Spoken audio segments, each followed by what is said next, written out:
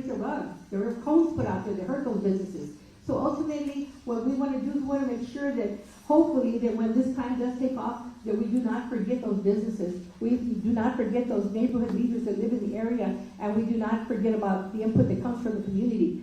Promises, we can say everything, but action speaks louder than words. So we need to make sure that we bring all the parties and all the entities to the table if we are going to succeed and make the east side be what it should be. Because a lot of times what happens, the north side gets a lot, I'm not saying that but the east side, a lot of times we're thrown the end of the crumbs. And it's time that the east side be just as good as the north side. So I just want to say that, Commissioner. Thank you very much.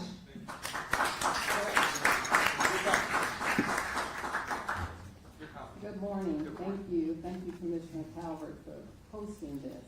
My name is Dr. Eva Mason. I grew up 2500 block of Houston Street. Grew up on the east side the majority of my life, from third grade on. When the Prospect Center was originally built, we had a forum like this. They wanted community input. Not one thing we said mattered. They did exactly what they wanted to do to Houston Street, so that there was no parking, and people that had small driveways were now parking across their lawns, which is aesthetically not pleasing to most people. What I did last night, I sat and I said, what would I want to repurpose that Frost Bank Center to? Because unfortunately, we know the Spurs are moving. They're not going to be like the LA Clippers owner who financed the building of a new arena in Inglewood and helped to furnish it by doing a 23-year lease for the name rights. That's what I'm trying to say. The name rights to the stadium that they built for the LA Clippers. They did not use taxpayer money. They did not use hotel revenue money, rental car tax. The owner financed that. Our Spurs are worth $3.8 billion with a B dollars. We as a county have already spent $75 million refurbishing the Frost Bank Center. My thoughts on refurbishing, I have a lot of them, but time does not permit. I'm gonna point of personal privilege. I want you to be able to put those out, because I want to hear that. I need to hear that, what we're negotiating for. Well, first of all, I was looking at arenas that had been, they had all these beautiful windows, and inside they had a park. They had a water theme in there. Up top, they had lofts, studio apartments, 1 bedroom, 2 bedroom, senior living. I like that. My thought was college student living, because I just helped this niece move to a studio, but she has to be on the northeast side because there's nothing here. She goes to St. Louis. So the office spaces, restaurants, they had beautiful restaurants in this venue I was looking at. They had sidewalk cafes. This is all indoors inside the old arena. The concourse was made into a running track. They kept some of the facade to maintain the historical aspect of that arena. On the floor of the arena, they took the logo for that NBA team and they used it at the entrance to maintain some of the history of, like the Spurs logo. They kept the suites for the owners, and they made that some use, but they also kept, like, the Whataburger could stay in there, because that's an eatery, but finer restaurants. When I want to go to a finer restaurant, I can't go to one on the east side. You have to go to the north side, you know. And so we travel, and someone mentioned it a minute ago. When they put those cones up on the night of a Spurs game, where do they direct that traffic?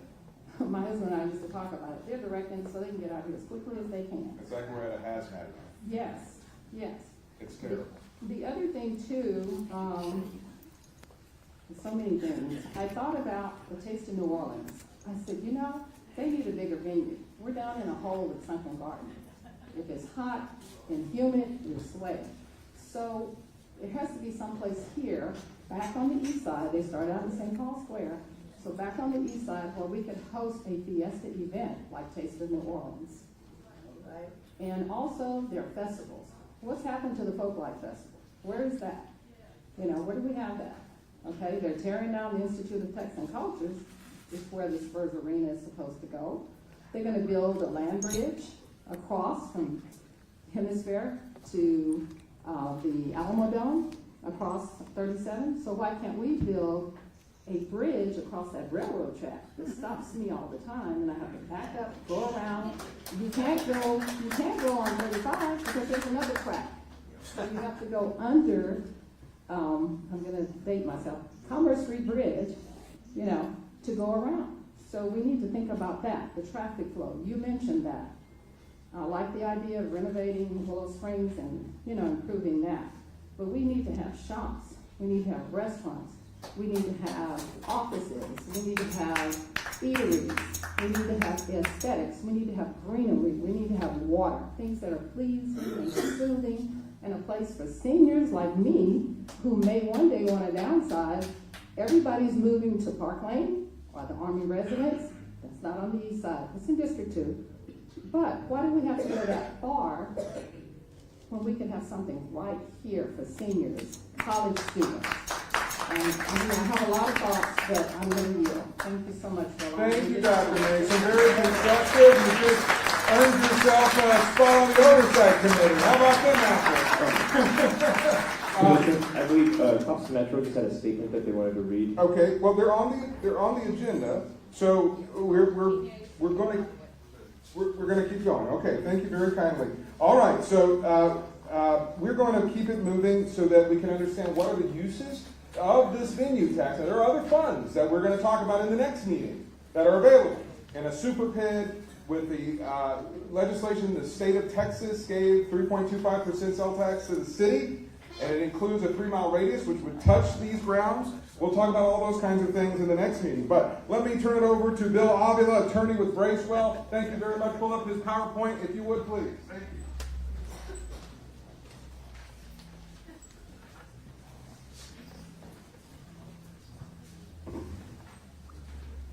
Good morning. As Commissioner Calvert said, my name is Bill Avila. I'm an attorney at Bracewell. And just for the record, I was born and raised in San Antonio and wound up under a desegregation order from the Justice Department going to Breckenridge High School. And it's like the best thing to happen in my life. And so I've been out here running around since at least high school. And D.C. Calvert and I were on the football team at Bradford. That's my claim to fame on these sides. In my other relationship out here, Odie Davis, whose father ran the YMCA, and I were best friends, and we met at Breckenridge, and we hang out together, and we still talk together, and I'm the godfather of his daughter's pediatrician in Atlanta. And stayed there for 6 years, and then went to George Washington for law school, and then came home to practice law. And Henry Cisneros had just gotten elected mayor, and Jay Macon hired me in the city attorney's office, and that's how I got into public law and municipal bonds and handling bond collections, governmental projects. So that's kind of like background of where I'm from and why I'm here. And I appreciate the commissioner inviting me to talk about this. The firm I'm at, we're the bond attorneys for the county, so we represent the county when it's going to borrow money through a bond issue or other, like certificates of obligation and other forms of debt to finance county facilities. And one of the types of projects is the venue project. And just a little bit of background, the first project in the state that was financed with the sales tax was the Alamo Dome. And that was, Henry Cisneros came up with a plan to work with the Via Transit Authority to design and build a regional economic development facility that would be countywide within Via's transportation district. And that allowed for basically a countywide sales tax. The Alamo Dome was paid off in 5 years, and then the city and Via put an agreement together for the city to run the Alamo Dome for it. After that, everybody else noticed that, and then George Bush wound up running for governor, but before that, he was one of the owners of the Texas Rangers, and they wanted a new stadium, So they got the legislature to approve economic development sales tax for a city that's located in 2 counties. And there was one named Arlington, Texas. And they built the stadium. After they built that, then everybody else said, well, wait a minute. Then they passed, it was the primer bill, but it's now that is located in chapter 334 of the Texas Local Government Code. And that's what's referred to as the venue statute. And that's the statute that all the venue tax elections have been held in all the major metropolitan areas for to finance sports facilities, but not just professional, but amateur and a whole host of things. And I'll get into that. So here's what the law says. Next slide. Oh, next slide. It's chapter 334 of the Texas Local Government Code. And it allows the county to provide for the planning, the acquisition, the establishment, the development, the construction, or renovation of an approved venue project. And it allows the county to designate each method of financing for each approved venue project.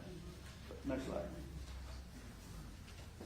And before I go through that, the statute, and I'll get into it, defines what's a venue project, and it says an approved venue project is a project that's been approved by the voters.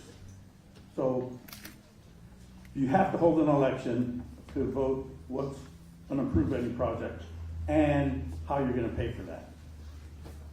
So the statute also provides what the county has to go through to be able to call the election.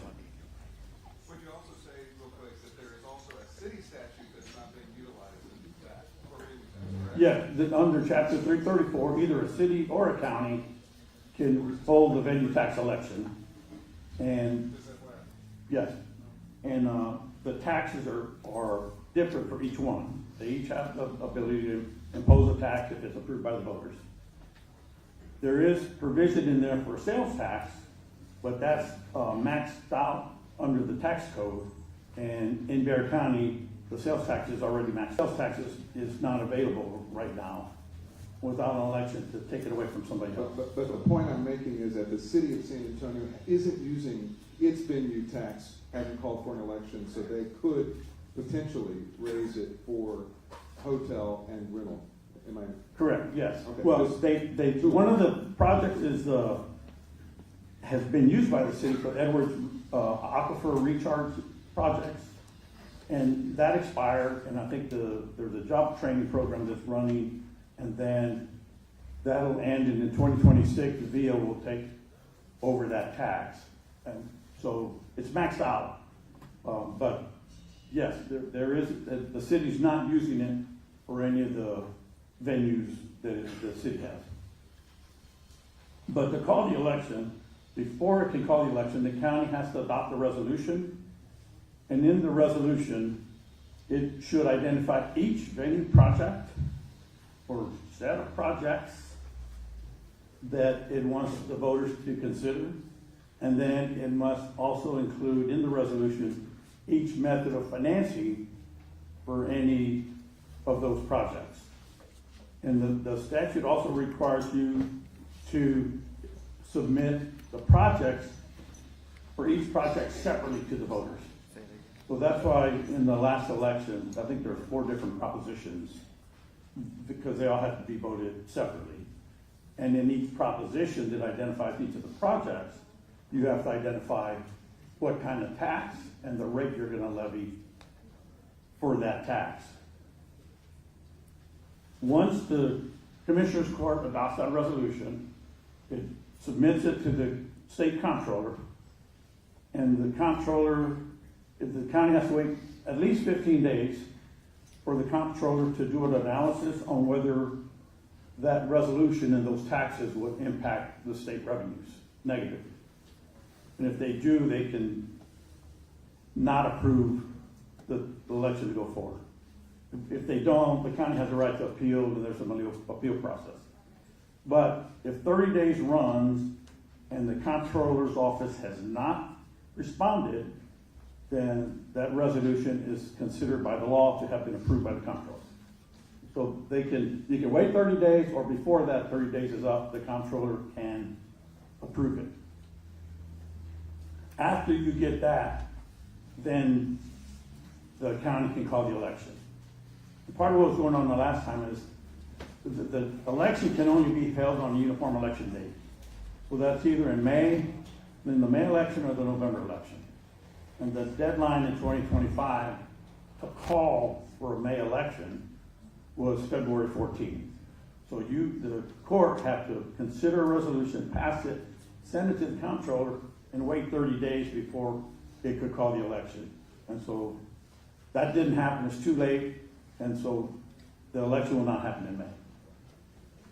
But that gives you time to see how the county wants to consider using the statute and those taxes to identify what are the approved venue projects it would like to submit to the voters.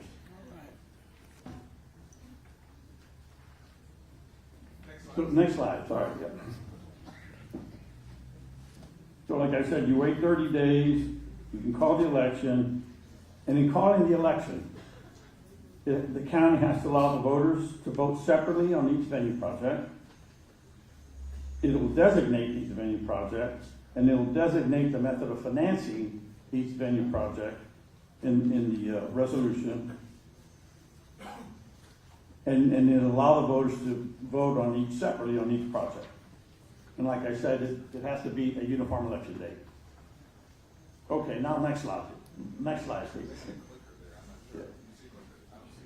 Oh, yeah. Okay. All right. No, they're doing fine. So here's where the meat. I think this is what would be really helpful. What is a venue under this statute that's eligible to be considered by the voters?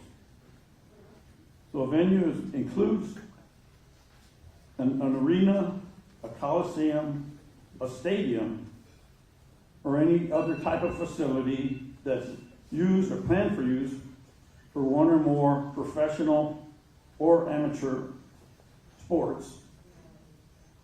sporting events, or community events, or any other sports events such as rodeos, livestock shows, agricultural expositions, promotional events, and other civic and charitable events. However, the community events for the civic centers cannot be just for like local use. The statute is designed to attract visitors to the county. Another set of venues is a convention center facility, and related improvements such as a civic center hotel, a theater, an opera house, a music hall, a rehearsal hall, a park, a zoological park, a museum, an aquarium, or plaza located in the vicinity of any of those types of facilities. The next type is a tourist development area. This was added after the 2008 election. In 2008, this was originally called improvements along an inland waterway. And so that's how the museum reach and the mission reach projects got financed, because there were improvements along the inland waterway. After that, that was changed to be a tourist development area. So conceivably, that would still include improvements along an inland waterway, but it's expanded to be more than that, and you get to decide what's a tourist development area. Like a lot of creeks, For example. And then lastly, a watershed protection and preservation project, which is what the city was using for the Edwards Aquifer project, and a recharge area, and projects for conservation easements and open space facilities. But the statute also includes two other kind of, next slide, sorry. Yeah. The other kinds is, it also says a project as defined in section 4A and 4B of the Development Corporation Act of 1979 as that law existed on September 1st of 1997. So you have to go back and pull up the old 97 statute, because it has since been amended, and that statute is now in chapters 501, 504, and 505 of the local government code. But you have to go back to the 97 statute to see what's included. In 4A, those are projects that would attract businesses to the community. But you're going to attract and develop manufacturing, industrial, and transportation facilities to the community. And that includes airports, ports, mass commuting facilities, including the parking facilities, air and water pollution control facilities, and water and distribution facilities for water to the general public. In 4B, that includes facilities for use for professional and amateur athletic events, including youth and children's sports, entertainment, tourist, convention, public park purposes, events, stadiums, ballparks, auditoriums, amphitheaters, concert halls, learning centers, parks, and parking facilities. And then 4B includes another set of projects, which is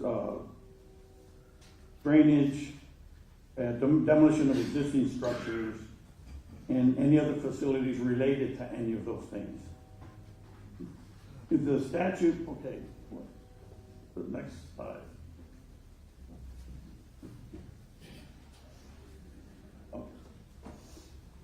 The next slide is, the statute allows for related infrastructure. And so related infrastructure, so it's the infrastructure related to any of those types of projects that I mentioned before. But that would include stores, restaurants, on-site hotels, concessions, parking, transportation facilities, road, street, water and sewer facilities, a park, other on-site and off-site facilities related to or enhancing the value of any of those facilities, and environmental remediation. So that's like the range of projects that you can contemplate that should be used by the venue tax program. Very good. Great job. Thank you so much. Representative, you want to have a comment or question or something? And then we're going back to the participants, and then we're going to Cops Metro, and then we're opening up for the participants. All right, good morning, everybody. Good morning. I need to hear a little bit louder. Good morning. All right, okay. First, I want to start by saying this is a time to celebrate. You know, one of the things I want us to really embellish is that change is good, okay? And I know, you know, we love our beloved Spurs, but what they're doing is what urban communities are doing across the country. And that is creating the sports and entertainment districts. So that's not a negative, that's a positive. Because we're moving into that next century of how the models across the country are working. But guess what? It opens a great opportunity for us here on the East Side. All right. So when we think about our footprint, I always want to share the positive things about the East Side because it is so important. Think about the accessibility in terms of freeways. Think about the land space on the arena site, this site, the golf course, Coca-Cola, the River East Project, all of those things. How we can begin to reimagine these areas in such a positive manner. But we have to be realistic. We have to understand the timeline is involved. This is going to take time. We're talking here today, but I don't see anything really happening for 3 to 5 years. Really seeing some efforts come out of the ground. So this commitment today is a long-term commitment, not just thinking, oh, next year we're going to see something. I want us to be realistic. It's still in the planning stages. We're still in the idea of how things are going to happen and the roles everybody's going to play. So I want to share with y'all today the state's role and why this is so important. You heard about all the statutes. You heard about the 4A and the 4B and all of that. Those things, not only through the local government code, but also through our state legislature. Our role is to develop those financing tools, those opportunities to be able to make some of these things happen. Also, I pledge today that I'm going to stay connected to what we need to do from our state budget commissioner to be able to get some money down here to be able to help this project. You know, our lieutenant gov is putting $450 million into the Alamo Dome.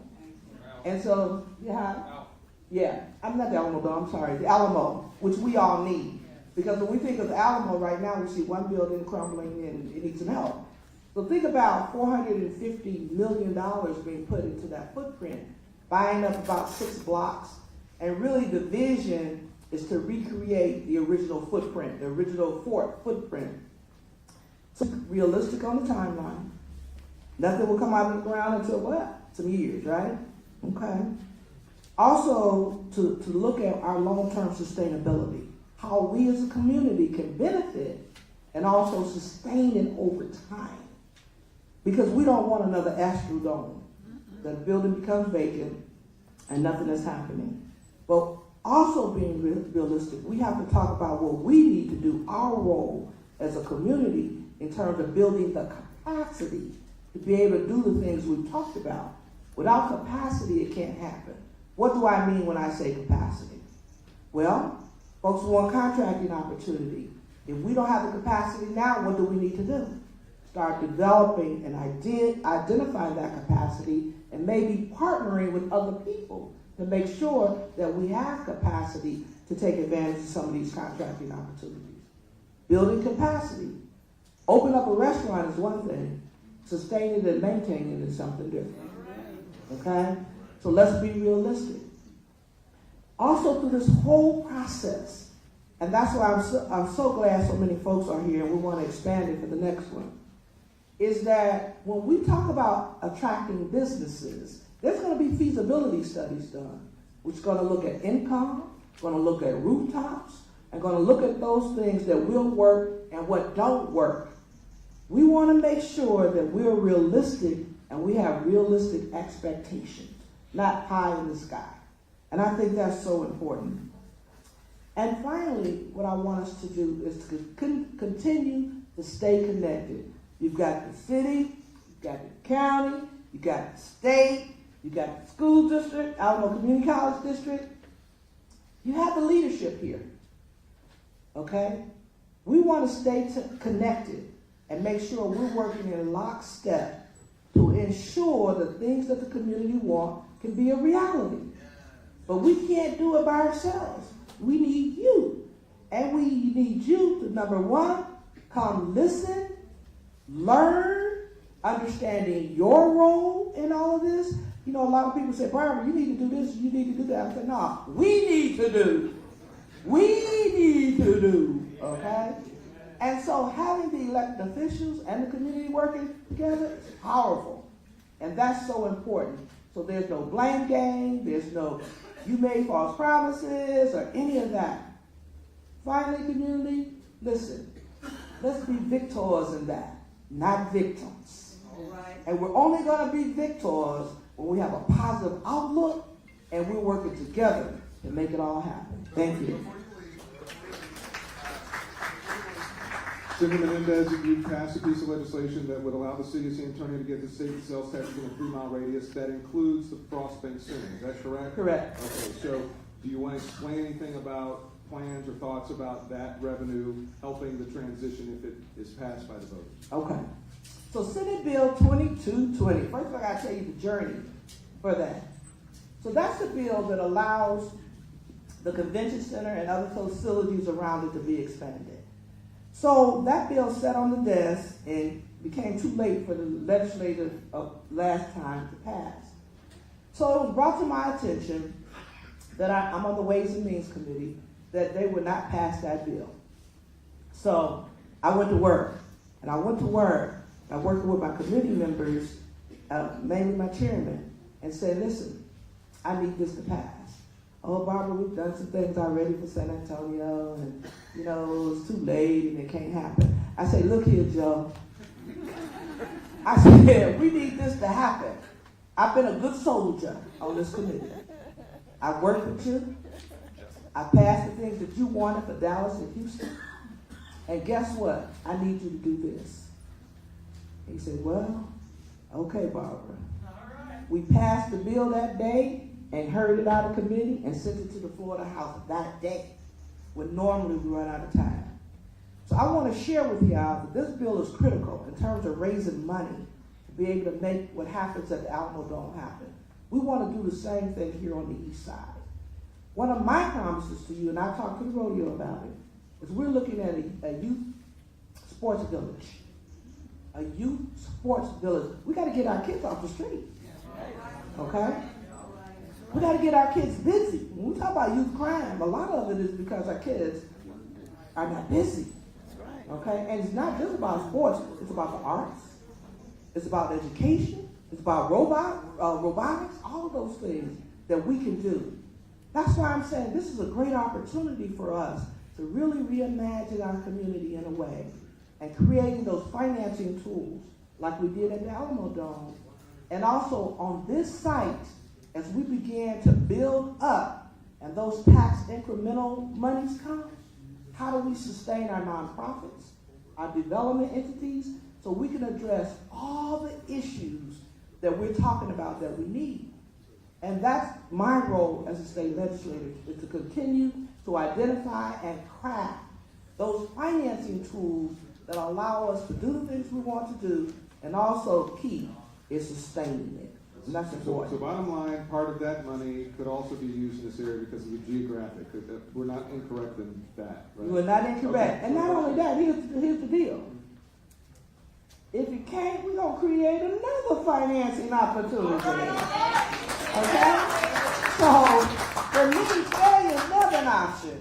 It's not no, it's how. I want y'all to remember that. It's never no, it's how. Okay. And that's our mindset. We very good information. You've got a mic. Let me get to the citizens here. We're going to go to Cops Metro. So I don't know who came first, but Gordon, I see you. Go ahead. Whoever would like to go first, go ahead. All right. My name is Gordon Benjamin, and I'm Vice President of the Denver Heights Neighborhood Association, and I'm a 67-year resident of San Antonio. The rodeo came to San Antonio when I was born. I didn't arrive until 14 years later. So one of the things that I see is the golf course renovation. There are holes behind on the other side of Salado Creek, I think, where, number one, the substation is something that the city promised to put something there. I think it was a theater. And I reiterate what Dr. Mason said about the kinds of things that should go on this property. I'm also in support of what Mr. Cody Davenport said about bringing things here, not just to learn about horses, but to give kids an opportunity, as Representative Hawkins said, to learn something. The Buildings and Trades Council sits over here on Belgian Lane. They don't have enough space, they don't have enough students, and building and trades makes as much money as some attorneys. So therefore, if you get kids at the age 14, 15, and 16 and put them in an entity where they can identify with the benefit of obtaining these types of skills, then you have a future that they can look at, and it becomes brighter and brighter as they go along. Now, the theaters, it might not be something that might conflict with the rodeo, but again, the restaurants, small business opportunities to be developed around this particular property, it gives this community a better opportunity to thrive than you have traffic cones that sends customers out of the area rather than have a place to populate and enjoy the city of San Antonio. And as Cody said, if they can do it in Fort Worth, we dang sure can do it in San Antonio. We'll look to have the sheriff and the chief of police come and talk about the traffic cones in the next meeting. Go ahead. I can't see because it's lights. Good morning. I'm Doreen Abrams. I'm one of the ministers added in the neighborhood. This is my first time at a meeting, so I hope that I am following the proper protocol. I was listening to Ms. Hawkins, and I was listening to Mr. Calvert. Everything y'all says makes sense. One of the things that Ms. Hawkins said, the connection. We have to pull together. I can't grab Mr. Calvert's hand and pull him away that he doesn't want to go. We must stay connected in order to make all of this come together, because the vision and the mission is very good. Now, me being a minister in the area, of course, my heart falls toward the homeless. Now, when COVID came in, people lost a lot of things. They lost homes, they lost jobs, and we've already talked about that. That would be a wonderful thing to put here for the homeless people. We know that all of them don't choose to be homeless, but some of them couldn't help it. So thinking about everybody in our committee, in our area, they need help. It's the saddest thing I've ever seen is when I'm on my way to church or back, and somebody got a little tent sitting on the side of the road. That's sad that people have to live like that. And I think that what you guys are implementing here will help eliminate some of that. It's like you're trying to redo the parking and things to make that work out for everybody. Something here will be able to work out for the homeless people. So I think that is a good project, a good mission, and a good vision to have. And I have great-grandchildren. And you were talking about the schools. Okay, now that the schools are closing, my great-grandchildren have to go somewhere else. Okay, but if we get everything refurbished, as Mr. Hawkins said, then they can be back in their schools. This is our community. Like Ms. Hawkins said, we got to take control. We have to stay connected. And prayer helps the connection stay together. We can't make a connection without that. You did a great job. Tommy's got it. I think you're going out of country, so I'm going to give him a quick minute, and then we'll get into the Cops Metro. Thank you so much, Tommy. Yes, thank you so much, Commissioner. So my name is Tommy Hermy. I wanted to just talk briefly about the venue tax and how my organization has benefited from this wonderful community program. So I run a fencing club out of the UIW Fencing Center. So this is a purpose-built facility for fencing. It's one of the nicest in the country. We were able to secure funding from the county and the city about 10 years ago, and it was also matched by the University of Incarnate Word. This enabled Incarnate Word to bring in a varsity fencing team. This is one of the first new programs in the country for NCAA fencing. So we have a Division I fencing team in San Antonio. I don't know if anyone knew that. Operate adjacent to them. So I run a club, and we cater to fencers from ages 4 years old to 74 years old or older. We use the facility every night. There's actually a practice happening right now. My fencers are training. They go to national tournaments. I recently had a fencer place top 8 nationally in the 17 and under division. One of our fencers just got accepted to Duke University. So we're helping people in the community quite a bit. We run tournaments, and we're actually hoping to run a larger regional tournament at the Expo Hall here. So it's trying to tie it all together, and we hope that we can secure that venue tax for the future, expand the facility, and expand for bigger facilities that we can attract bigger regional and national events. Tommy, weren't you an Olympian or something like that? My dad was an Olympian. Your dad was an Olympian. All right, there we go. A lot of history. Okay. All right. We are going to come back to participants, and we won't do any more. In the house, Rena Oden and Sonia Rodriguez, I would ask them to come, and they have some presentation, and then we'll just open it up, and we'll be here until 1 o'clock. Thank you all so much for coming. Cops Metro, give them a round. I am Darius Lamel, Cops Metro leader. That is Communities Organizing for Public Service and Metros Alive. I am a member of St. Paul United Methodist on the East Side, and I am the CEO of Illustrate Records. The East Side has become the home of gentrification and food deserts. I don't see no hospitals, no healthcare facilities, and no economic opportunities. Why are we building a new Spurs stadium? 32 years ago, Frost Bank Center 23 years ago. I'm 26, y'all.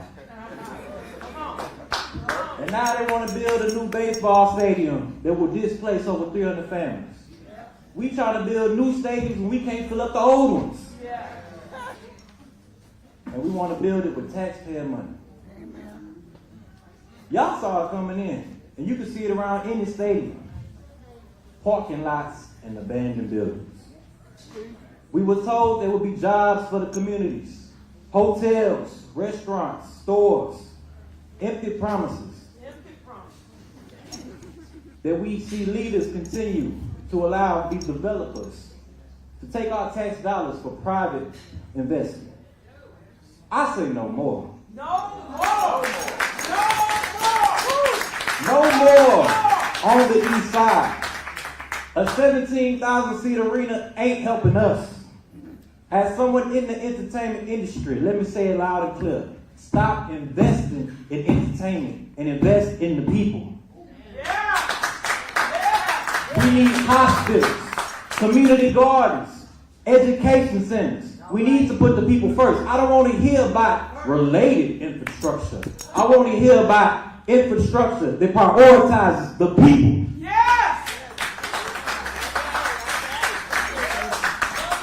Thank you, Mr. Lamel. And I am Stuart Blanton, Cops Metro leader and member of Greater Joy Temple Church of God in Christ. And I am the board chair for Ella Austin Community Center on the East Side, a 127-year legacy still in the making. On December the 8th, Cops Metro last year brought 1,200 people together at St. Mary's University for an action that had a lot of the community and city council and county and state representatives there. To make a stance, against Project Marvel and the use of any public funds for private developers. Our tax money is better spent on what the East Side needs. More green spaces, workforce development and opportunities and affordable housing, and access to healthcare facilities and quality healthcare. If the owners who want to build a new stadium, they need to do what we do. Spend our own money on doing and buying what we want. Cops Metro Alliance has been in the San Antonio community for over 50 years, representing the people of San Antonio. And we make a commitment today to Commissioner Calvert, the council, the city council, the county, and you, the residents of the East Side, that we will make sure that whatever happens is for your benefit and not the benefit of those who own and develop the community of San Antonio. Thank you.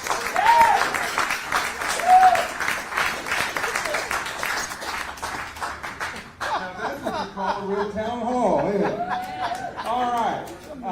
We're opening it up to your comments. There are no more presentations. If you have questions of the presenters, you're more than welcome to have them. Please, go ahead. You've got 1 minute. Let's go. Good afternoon, everyone. Mine is not a comment or a question to the presenters because I listen to everybody. But I heard everybody, majority people talk about the beautification, what this should be used for. That's just a part of it. Beauty is a part of it. But if we don't build up our people, I'm a part of a Super Bowl Sunday shooting in 2021. And we formed a movement called STOP. Those acronyms mean terrorizing our people. Stop gun violence, stop gang violence, stop domestic violence, and so much more. Stop hunger. So what we would like to see, if it does happen that the Spurs are moved, let's partner with the people that's already on the ground doing the work to make changes in people's lives. Because we need goodwill, we need great people and continuous hope for our people. So we're going to do anything with some of these things, with this property, get with the people that are already working and assist them in the business that's already going on because it's working. We get in there, we fight for our own and make these changes because we can have all the businesses and everything, but if we don't have the people to support it, to patronize it, then we have nothing. I'm in District 2 and there are sore eyes all around, not saying that people are not doing great works, but we can do better works. So I thank you for listening, but that's my pitch. Bishop for human capital. That's what the human capital. Colonel, you got the floor. Morning. My name is Larry Brownbaugh. I'm a proud product of the East Side. Went to Highlands High School, Air Force Academy, and my last boss was President Barack Obama for 7 years and 1 month. Dear Commissioner Tommy Calvert, wholehearted appreciation for your town hall meeting today. I have one thought for you to consider. I suggest you consider having a building in the Frostback Arena at Coliseum area as a Bexar County Military Veterans Museum, which we do not have today. This would be to recognize the contributions of Bexar County military veterans residents, contributions since the birth of our county. We have a Buffalo Soldiers Park on the east side and an under-recognized gem of a cemetery, the San Antonio National Cemetery, which is really a mini Arlington National Cemetery of historic significance on Apostle Honda Boulevard. Fort St. Houston is right next door. You would get ample military artifacts from our military veterans in the area. I would have the museum open every day other than Christmas and maybe a few other holidays. The museum could be a gym if organized initially properly and then marketed properly. I appreciate your consideration and thanks for the opportunity to listen to the people. Sincerely, the Honorable Lawrence Guzman Romo. Thank you. Well, that's great Gloria, suggestion. you can get Howard T. Ray in Gordon Granger's uniform, so it'd be a great museum. Yeah. Your husband, Howard T. Ray. And that's why we don't want to have these conversations behind closed doors. The people have great answers. Yes, go ahead. I can't see who it is, but go ahead. See, D. Smith from Big Woody Hill Neighborhood Association and San Antonio Pickleball Association. So, what I'd like to see is an indoor pickleball facility similar to Chicken and Pickle. If you've ever been there, they have a restaurant, they have indoor courts and outdoor courts. You have corporations going there having their events. You have a restaurant, and they have fundraising events there. Over at Fairchild, here on the east side, we have 18 courts. And if you go over there after 5, two parking lots are full and 3 block radius is full because people are coming from Bernie, south side, east side, all over the city and all over the county. As well, you have pickleball courts coming up all throughout the city, indoor courts, because it gets so scorching hot, rainy, and cold. And with being a baby boomer myself, and I know there's many here, and we're out there. We're the largest population probably. We are like our grandmothers. We're active, so we want to get out there and exercise. So I'm advocating for that. And the black population, we need to. That's one of my missions, to get more of us involved because we're way behind the curve. It's the fastest growing sport in the country. So we need it on the east side, so we'll get some more folks involved. Thank you, Dee. I just realized that I hadn't let you all know we do have our Public Works Director is also here, so that's a good engineering mind, and Dave Wegman, one of our chiefs over there, is also here from Public Works, so those are good minds to help put these ideas into plans. Thank you. Go ahead. Richard. Commissioner Richard Gonzalez, I'm the National Vice Commander for American GI Forum. Thank you for having this town hall meeting. I think 2 minutes is not sufficient enough time to go into all the points that I wanted to address, but I wanted to make sure that you all know that this is Military City, USA. All right. So the point that I wanted to make is that thank you for slowing down this process. I know that there was a big rush to get this before the taxpayers got all the information. I don't know how much money we're talking about. We were talking about billions of dollars or millions of dollars. I really don't know. But thank you for making that point. You and the judge deserve a lot of credit for making that happen. But anyway, I've been a season ticket. Hold on 1 second.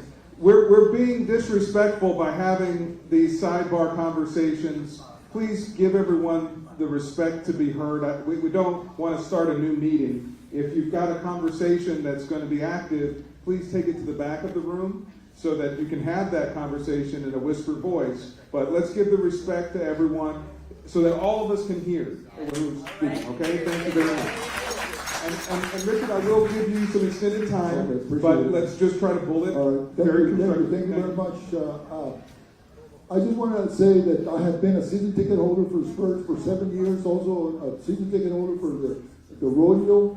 I think it brings a lot of people here to San Antonio. So I was one of the original voters of the Alamo Dome. I was voted for this facility to be built here. But I think that, now I think it's time for the Spurs to ante up. And any commitment that goes forward, they need to at least be 50% on whatever cost is generated. I think, well, at least 50% of that, they've been getting a free ride most of the time.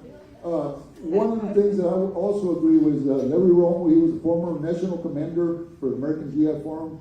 I think that we also need a veterans business park here in the Willow Springs. I'm a golfer. I really don't support taking away Willow Springs because I think it brings a lot of people out here to this area. But I think that a business park for all the veteran organizations would be a key development in this area. Anything that we do, I heard somebody saying about youth park here in this area. As you know, that we have the Mission Conception facilities out there.